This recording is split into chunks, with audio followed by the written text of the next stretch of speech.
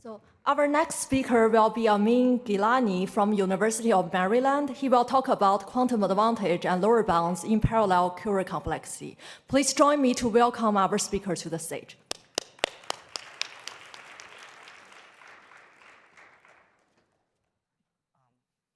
Thank you. Hi everyone, I'm Amin, and this is joint work with Joseph Carolan and Mahathi Vempati. So let's get started.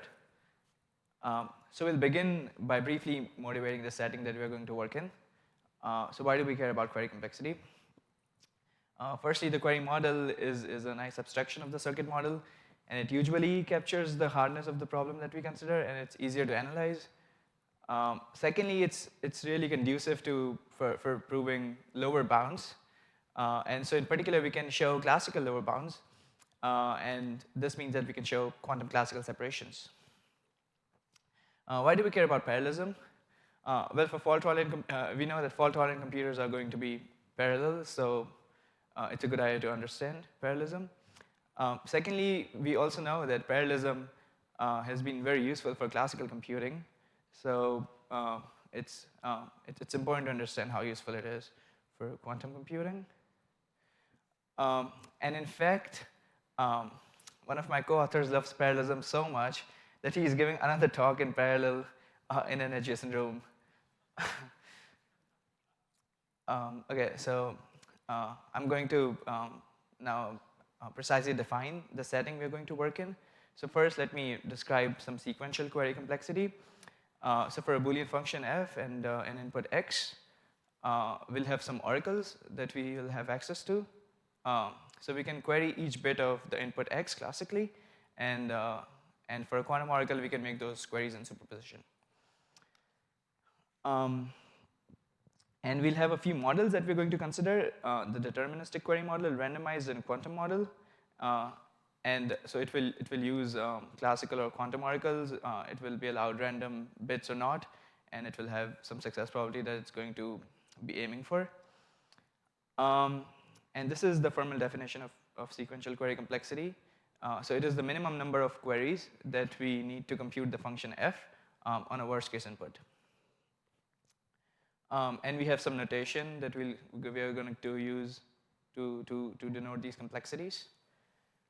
And we can note that the quantum query complexity is smaller than the randomized, which is smaller than the deterministic. And we can make analogous definitions for parallel query complexity. So again, the only thing that's changing here is the oracle. So a p-parallel classical oracle will allow you to make to query p input bits in parallel. And for the quantum version of this oracle, we could make these queries in superposition.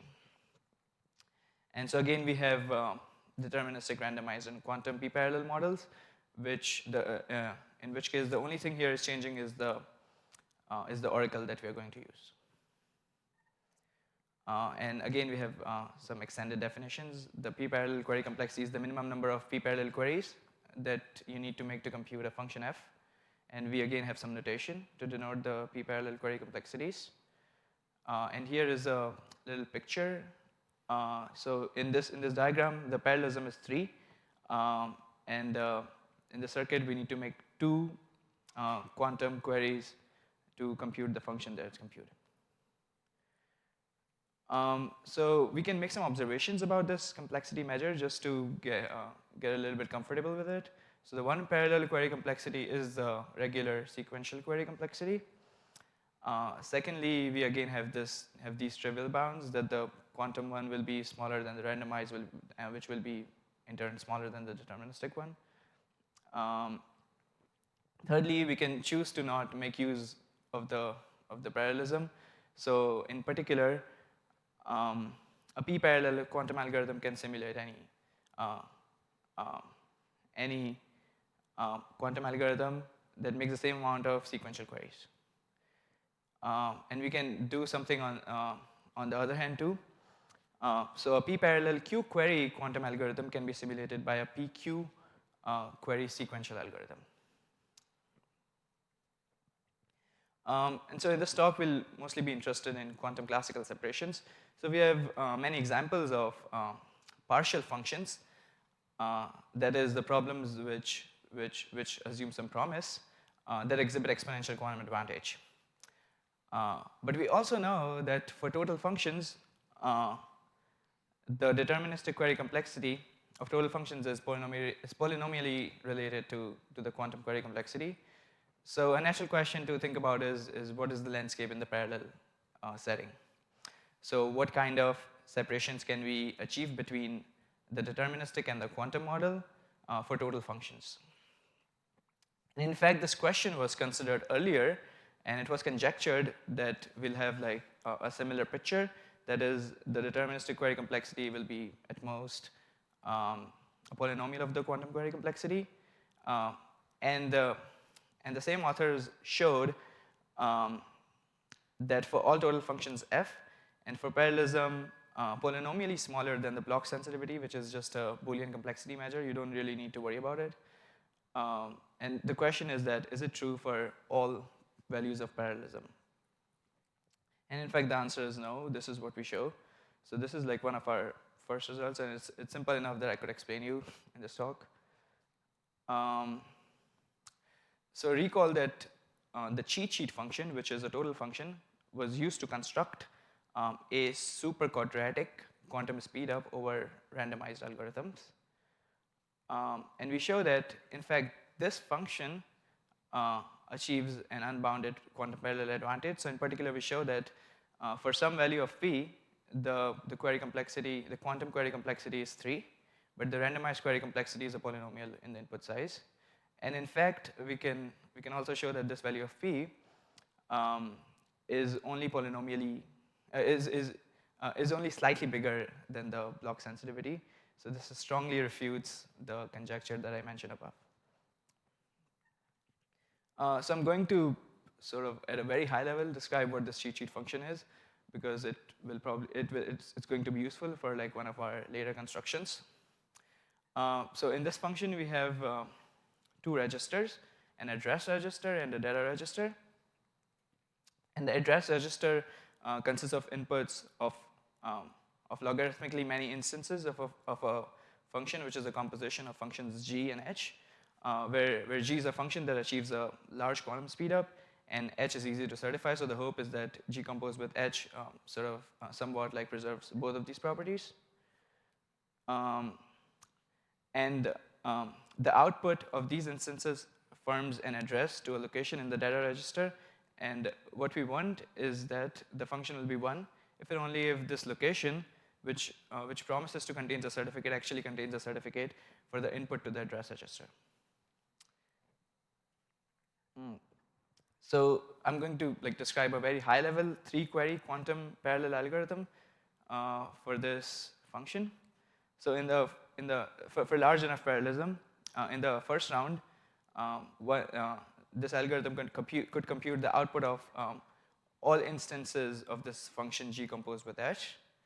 And in the second round, it's going to go to the data register that is specified by this output, and it's going to read out whatever is contained in that particular location. And the third step is going to make queries back to the address register to verify that actually the contents of this register contains a certificate for all instances of the input to the address register. And for a randomized algorithm, it will already be hard to compute one instance of g composed with h, so it will just be stuck doing that for the range of parallelism that we consider. So that gives us a separation. So we just saw that there is a total function that achieves an unbounded quantum advantage, quantum parallel advantage for total function But the question is that, is it really satisfying? Because we begin with a large sequential advantage, and we sort of in the parallel case we have many ports, so we sort of like amplified this advantage, and the question is that is it really an advantage? So the first limitation for for this is that, that do we need a large sequential advantage to show any sort of unbounded quantum parallel advantage for total functions? And secondly, here we had to make 3 rounds of quantum queries. So is it really necessary? Can we like get by just making 1 or 2 rounds of adaptive queries and still achieve some sort of advantage over classical algorithms?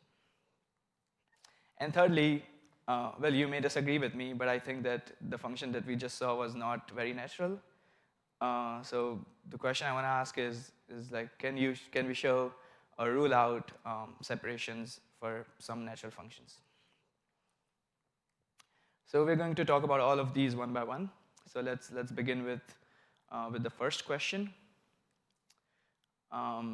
So what is our aim here? We want to ask that how much sequential advantage do we need to show an unbounded quantum parallel advantage? Or in other words, can there be a genuine quantum parallel advantage?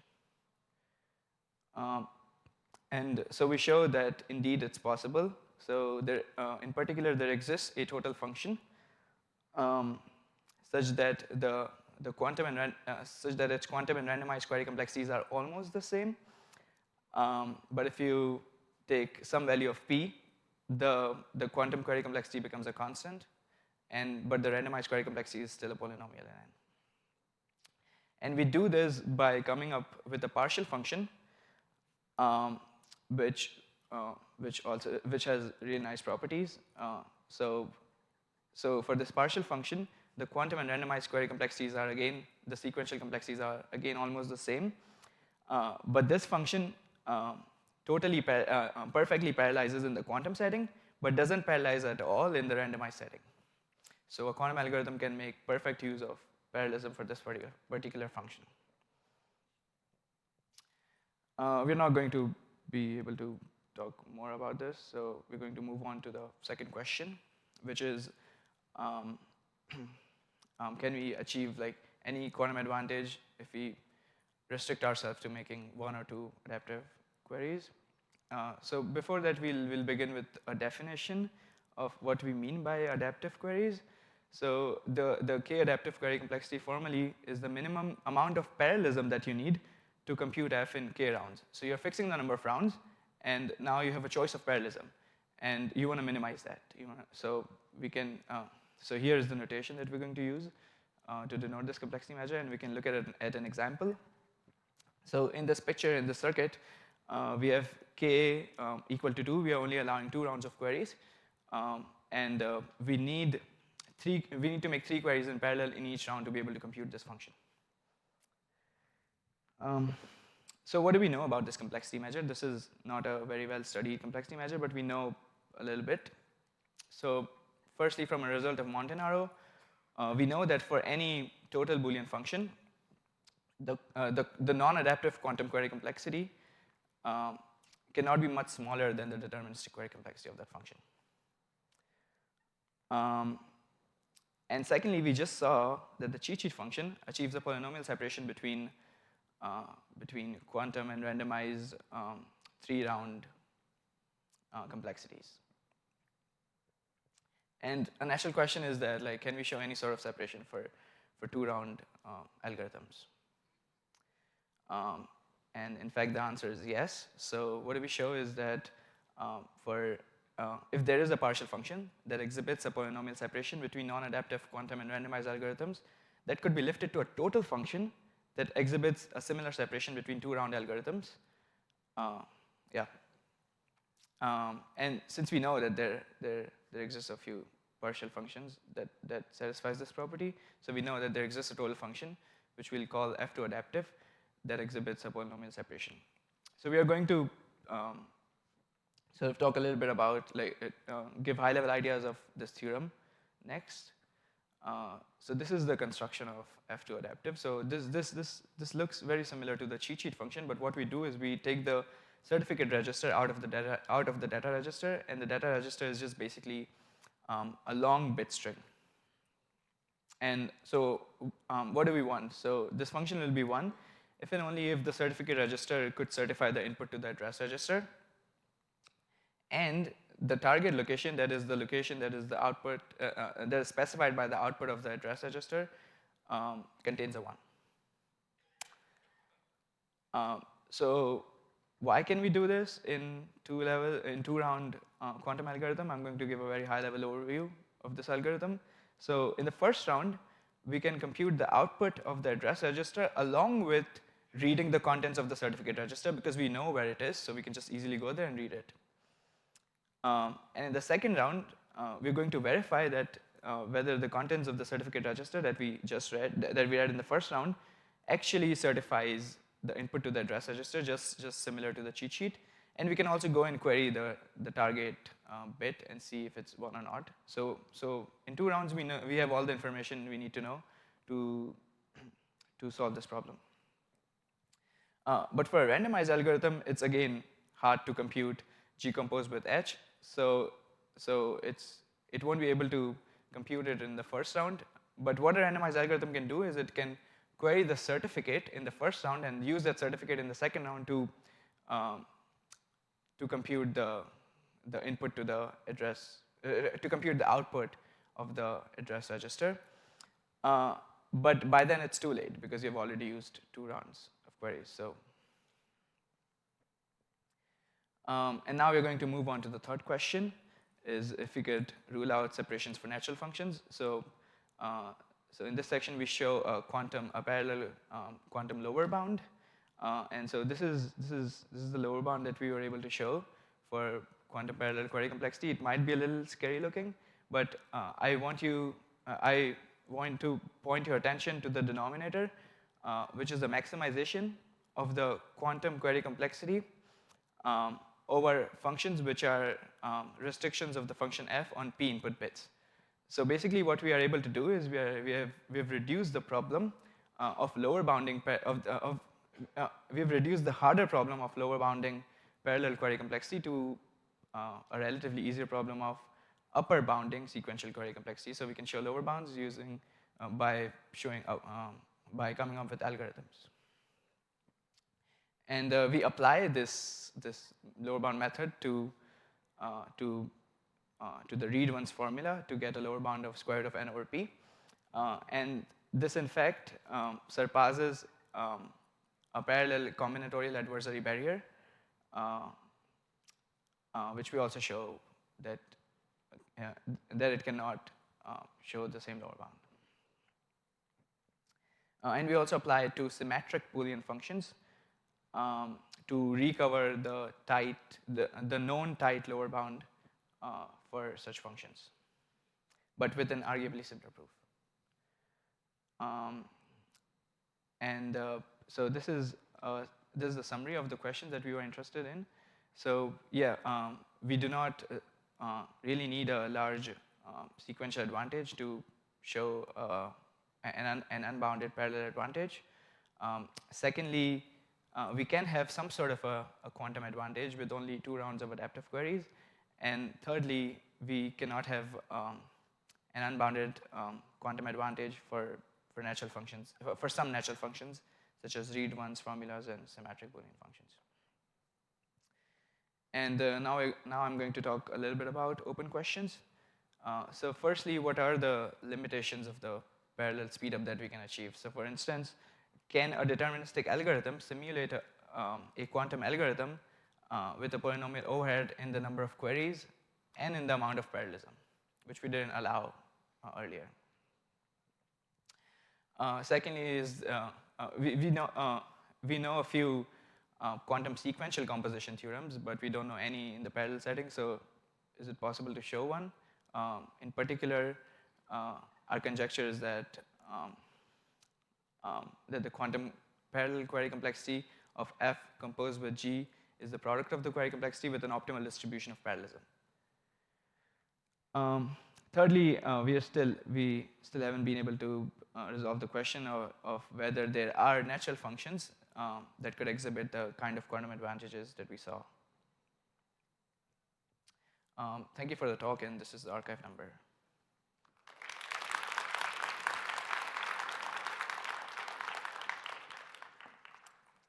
Thank you for the wonderful talk. Is there any questions?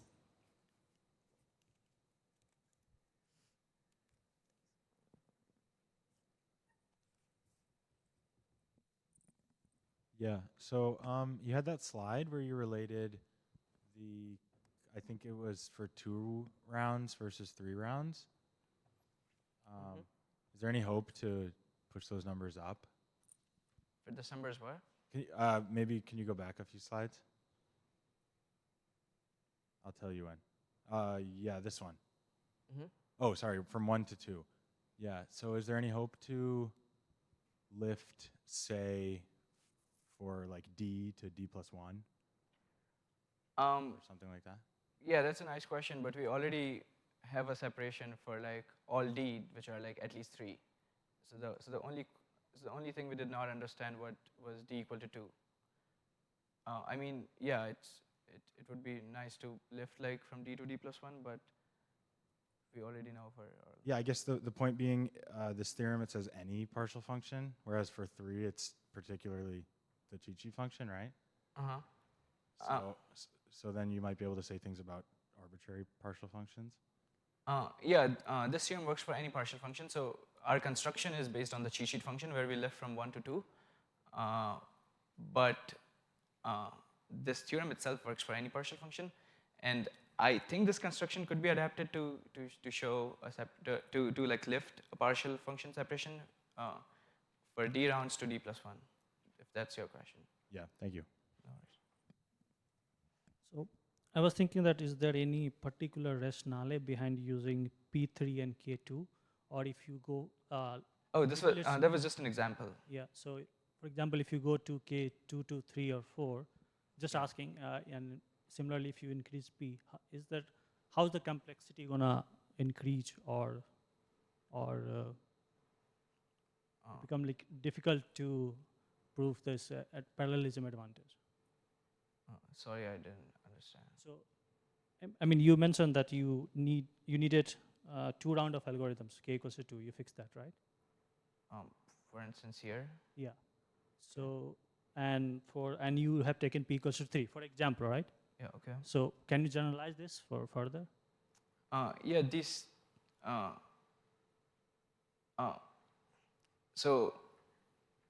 So for this result, we do not like really worry about what p is. We want to minimize p. So p is like sort of our choice, and we sort of like fix the number of rounds, and we want to minimize the amount of parallelism that we need. And I guess we show a separation between quantum and randomized adaptive complexities. So yeah, I'm not totally sure if I understand. Thank you. We can chat offline. Maybe we can Any other question? Okay.